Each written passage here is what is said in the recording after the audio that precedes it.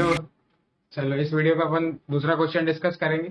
पहले वाली वीडियो देख ली हो तो ज़्यादा अच्छा होगा। उस वीडियो के लिंक में भी मैंने कुछ क्वेश्चन डिस्कस किए थे, तो उन क्वेश्चंस को सॉल्व कर लेना। वो अलग अलग प्लेटफॉर्म से उठा के मैंने डाले हैं, है ना।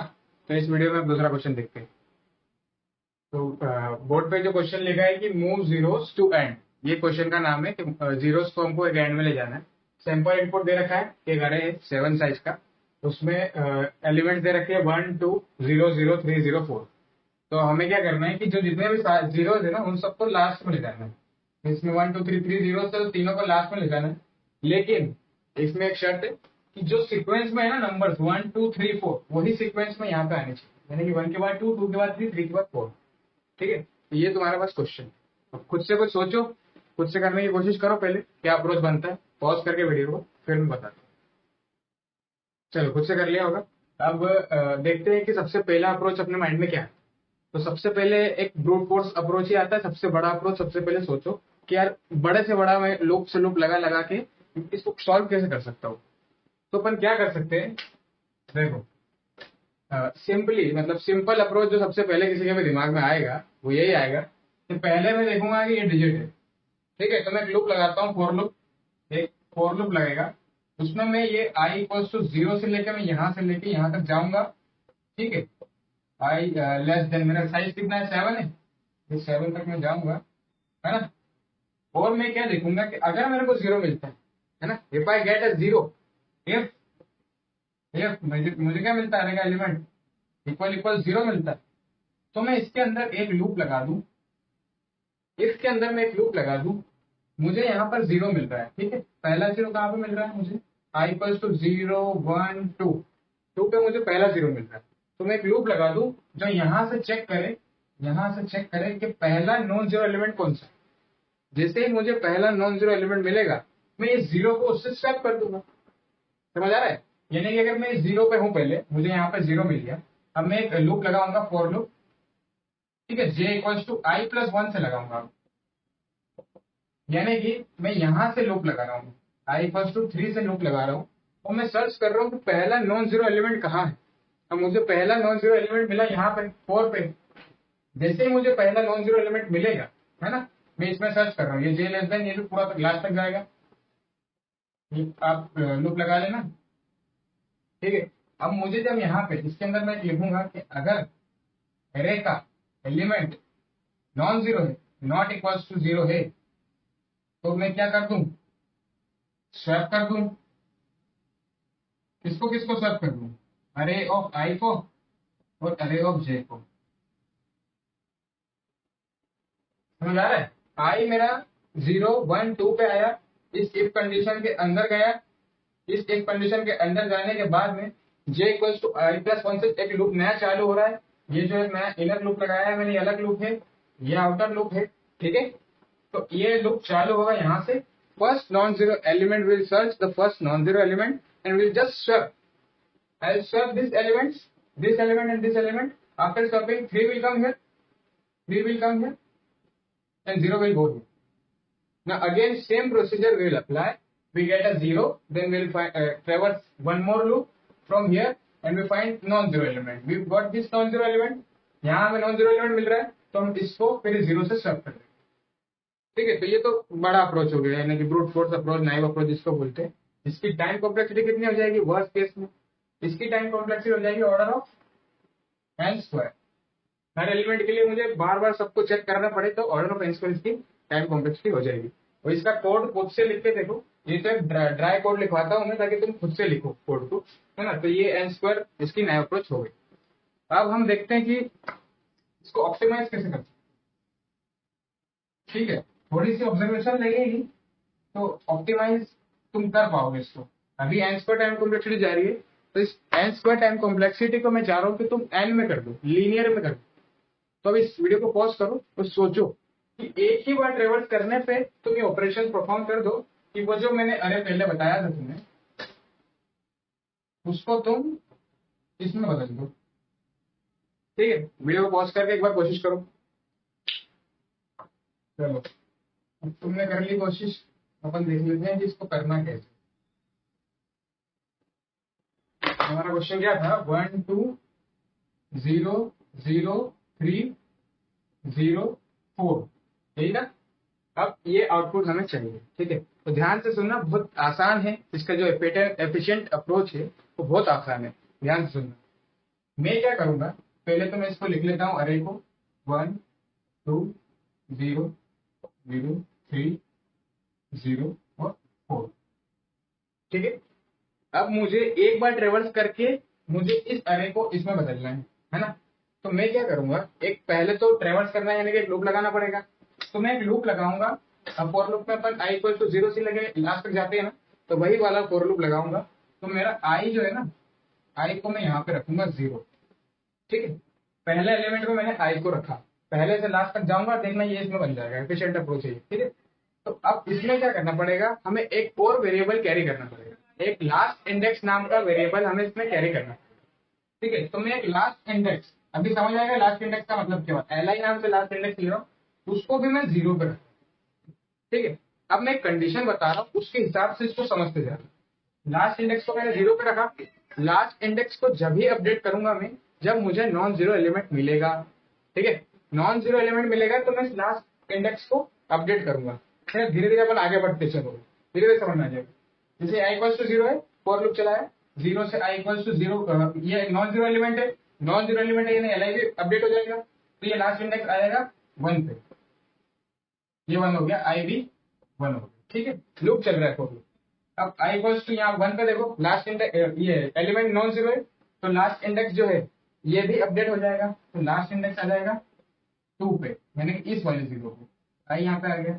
अब ध्यान दे, क्या इस इंडेक्स पे नॉन जीरो एलिमेंट है, यहाँ पे नॉन जीरो एलिमेंट नहीं है ना, यहाँ पे क्या है 0 है। तो लास्ट इंडेक्स अपडेट होगा क्या, लास्ट इंडेक्स अपडेट नहीं है। तो लास्ट इंडेक्स हमारा यहीं पर रह जाएगा, तो आई हमारा आगे भाग जाएगा, आई यहाँ पे आ जाएगा, क्योंकि लूप तो चलता जाएगा ना। आई इक्वल टू 3 आया, यहाँ पे देखो नॉन जीरो एलिमेंट है, यहाँ पे एलिमेंट नहीं है, तो लास्ट इंडेक्स हमें यही रखा है।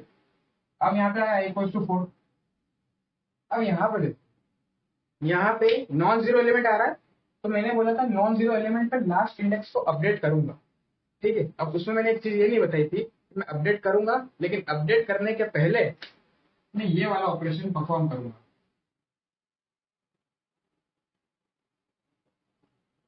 स्वैप कर दूंगा अरे ऑफ आई और अरे ऑफ लास्ट इंडेक्स, इसके बाद में लास्ट इंडेक्स को अपडेट करूँ, ठीक है। अब समझना क्या होगा, ये लाइन चलेगी, मेरे को नॉन जीरो एलिमेंट मिला, तो ये इसके अंदर जाएगा, इस कंडीशन के अंदर जाएगा, ठीक है। तो क्या स्वैप हो रहा है, अरे ऑफ आई और अरे ऑफ लास्ट इंडेक्स। तो अरे ऑफ आई क्या है 3, अरे ऑफ लास्ट इंडेक्स क्या है 2, 3 और 2, यानी ये 0 और ये 3 स्वैप हो जाएगा, ये 0 3 यहाँ 0 यहाँ, और फिर लास्ट इंडेक्स अपडेट हो जाएगा। तो लास्ट इंडेक्स अभी 2 पे था, लास्ट इंडेक्स यहाँ पे आ जाएगा 3 पे, ठीक, समझ आया, ठीक है। अब आई इक्वल्स टू 4 था, आई आगे बढ़ा, आई इक्वल्स टू 5 आया। क्या ये नॉन जीरो एलिमेंट है, नॉन जीरो एलिमेंट होगा तभी ये प्रोसीजर अप्लाई होगा, ठीक है। इफ नॉन जीरो, तभी ये प्रोसीजर अप्लाई होगा। ये नॉन जीरो है कि नहीं है, ये 0 है। आगे बढ़ेंगे, ये नॉन जीरो है क्या, हाँ ये बिल्कुल नॉन जीरो है। ये आई इक्वल्स टू 6 पे हमें नॉन जीरो मिल रहा है। जैसे ही नॉन जीरो मिला, इस इफ कंडीशन के अंदर गए, एरे ऑफ आई और एरे ऑफ लास्ट इंडेक्स को स्वैप कर दिया, यानी कि आई मतलब ये 4, लास्ट इंडेक्स यहाँ था, इन दोनों को स्वैप कर दिया, तो यहाँ पे 4 आ जाएगा, यहाँ पे 0 आ जाएगा। इस तरीके से इसको हमने एक बार में, in one go, in efficient manner, एक बार linear time complexity, order of N time complexity में इसको हमने सॉल्व किया, ठीक है। अब तुम बोलोगे कि यार यहाँ पे तुमने आई इक्वल टू 0 था, 0 के बाद 1 हुआ, तो लास्ट इंडेक्स नॉन जीरो था, तो लास्ट इंडेक्स तुमने 1 कर दिया, तो फिर ये स्वैप यहाँ पे क्यों निकल, तो हो रहा है यहाँ पे भी स्वैप हो रहा है। ध्यान से देखो, यहाँ पे भी स्वैप हो रहा है, लेकिन यहाँ पे क्या फर्क पड़ रहा है, आई इक्वल टू 0 था, लास्ट इंडेक्स भी 0 था, अब मेरे को नॉन जीरो एलिमेंट मिला, ठीक है। तो मैं इसके अंदर अगर जाऊंगा ना, तो आई और लास्ट इंडेक्स सेम रहेगा, देखो आई और लास्ट इंडेक्स सेम रहेगा, तो स्वैप होकर वो एलिमेंट वहीं का वहीं रुक जाएगा। ट्राई रन करके देखो, स्वैप हो रहा है ये एलिमेंट, लेकिन ये वहीं के वहीं उसी पोजीशन पे स्वैप हो रहा है, यानी आई और एल आई की वैल्यू सेम है, इसीलिए यहाँ फर्क नजर नहीं है, ठीक है। तो देखने में तो क्वेश्चन बहुत आसान लग रहा था कि यार 0 को लास्ट में करना है, आराम से कर लेंगे, लेकिन जब इसको सॉल्व किया तो हमको पता लगा कि यार कंसेप्ट और ऑब्जर्वेशन इसमें बहुत मेन है। और एक चीज और मैं बता देता हूँ कि इसमें बहुत सारे बच्चे गलती करते हैं, इसमें क्या करते हैं ना, ये तो एफिशिएंट अप्रोच मैंने बता दी ऑर्डर ऑफ एन की। फिर मैं एक चीज बता रहा हूँ कि बच्चे क्या करते हैं कि एक नया अरे बनाते हैं, एक नया अरे बनाते हैं टेम्पररी नाम का। मतलब ये बहुत सारे लोग ऐसा करते होंगे। 7 उसकी साइज ले ली, एक फॉर लूप चलाया, ठीक है, आई इक्वल्स टू 0 से ये पूरे को ट्रेवर्स कर रहे हैं अपन, आई लेस देन 7 आई प्लस प्लस। हाँ, जब भी नॉन जीरो एलिमेंट मिला मैं इस अरे में डाल दूंगा। जब भी नॉन जीरो एलिमेंट मिला, इसको शुरू में क्या 0 से इनिशियलाइज करा दिया, तो सारे एलिमेंट इसके क्या हो गए 0 हो गए। पहले 7 साइज का अरे बना, सारे एलिमेंट 0 है इसके, ठीक है। अब जब भी मेरे को नॉन जीरो एलिमेंट मिलेगा तो मैं उसमें शुरू में डालता जाऊंगा, तो वेरिएबल बढ़ाता जाऊंगा। तो तुमको ये मिल तो जाएगा ये आंसर 1 2 3 4 0 0 0, ये तो मिल जाएगा। लेकिन ये एक सही सॉल्यूशन नहीं माना जाता है। क्यों? क्योंकि आप एक्स्ट्रा स्पेस यूज कर रहे हो बाबा। एक्स्ट्रा स्पेस यूज करोगे तो गलत है ना। एक्स्ट्रा स्पेस क्यों यूज करना? जब लीनियर टाइम कॉम्प्लेक्सिटी में क्वेश्चन सॉल्व हो सकता है तो इंटरव्यू तुमसे बोल सकता है कि बिना एक्स्ट्रा स्पेस के करो। एक सॉल्यूशन ये भी हो सकता है, लेकिन कोशिश करना कि पहले ब्रूट फोर्स बताएं, उसके बाद मैंने जो इसके पहले सोल्यूशन बताया एफिशिएंट ऑर्डर ऑफ एन वाला, जो लास्ट इंडेक्स वाला था, वो बताया। तो इस तरीके से इस क्वेश्चन को भी सॉल्व किया। तो अब मैं इसकी कोडिंग बता देता हूँ कि इसमें कोड कैसे करना है। तो चलो इस क्वेश्चन का अपन कोड डिस्कस कर लेते हैं कि इसका कोड कैसे करेंगे। वैसे तो मैंने बता ही दिया था, लेकिन अब लैपटॉप पर डिस्कस कर लेते हैं, ठीक है। तो हमारा क्वेश्चन क्या था, मूव जीरोस टू एंड। यहाँ पर मैंने इनपुट ले लिया है एक एरे, जिसका मैं सबसे पहले साइज दूंगा। उसकी साइज के बाद मैं यहाँ पर सारे एलिमेंट्स में इनपुट में दूंगा। तो मैंने ये इनपुट ले लिया, नॉर्मल कोड है ये। तो इसके बाद अपन देखते हैं कि जीरोस को एक एंड में कैसे ले जाना है।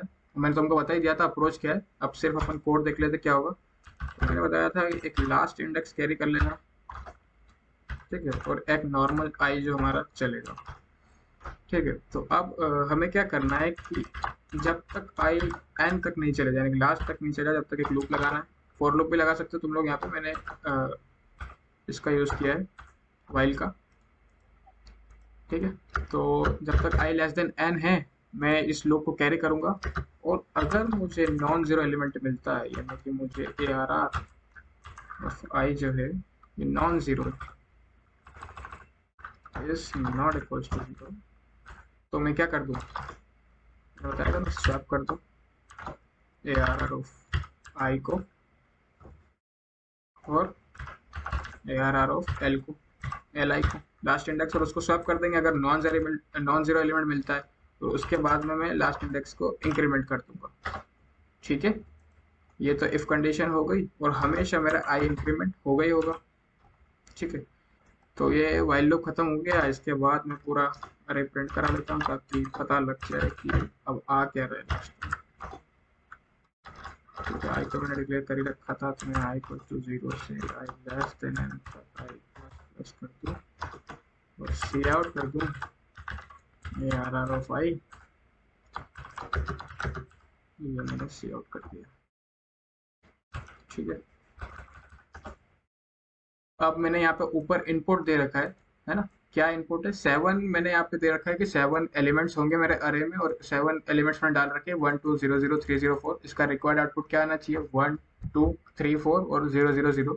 मैंने तुमको उसमें बताया, अभी बोर्ड पे समझाया। इसको मैं रन करके देख लेता हूँ।